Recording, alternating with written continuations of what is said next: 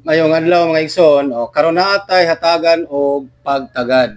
Usa ni sa comment nga akong nakitaan sa comment section nga ang ayan natong tubagon para madugangan ang ihang knowledge kabahin sa mga item nga dili mao inigabot sa ilaha. Shout out kang Ma'am Daylin Suchiko.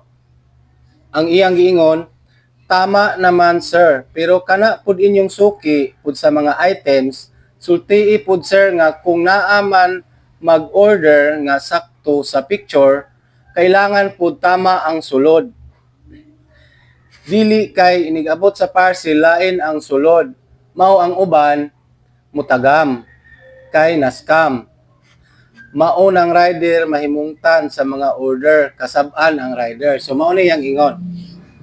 Dapat inyong aksyonan ang nagbaligya. Ayaw ninyo dawata. Sila kay mga scammer kaayong dako.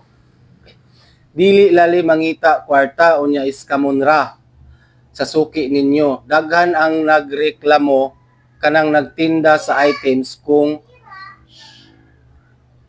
naapas dool laming sampalungon.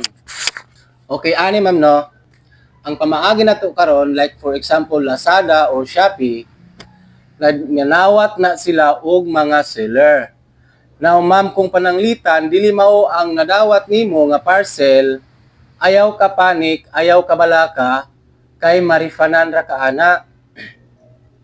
Sakto imong giingon ma'am nga kasagaran pod sa uban, rider ang kasab-an, rider ang pahimungtan. Please lang, ayaw intaw na ninyo buhata kay bisag inyo pa ng kasab-an, dili na mausab ang item nga inyong nadawat, maura gyud na siya.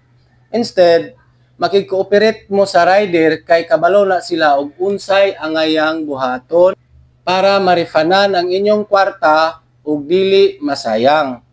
Another thing is wala na kabalo ang rider ug unsay sulod sa inyong mga parcel. So mambahin pud sa mga seller nga mang scam nya makadawat ta og item nga dili mao, dapat worry free rata kay ngano man si Lazada or Shopee ang mo refund nato ana. Kay ngano man 100% refunded ta. Then maliquidate ra na nila kung kinsa to nga seller ang sigi og pang scam, then ma-block ang account ana. Mao na ang tubag sa imong pangutana, Ma'am Daylin Suchiko. Hinaot nga imo ning nasabtan o dili na kaangay mabalaka sa sunod kung makadawat ka og mga item nga dili mao. So tanawa ang uban akong mga video kay naatay tutorial diha kung unsaon nato pag return refund sa atong mga parcel nga nadawat. Para pod madugangan atong knowledge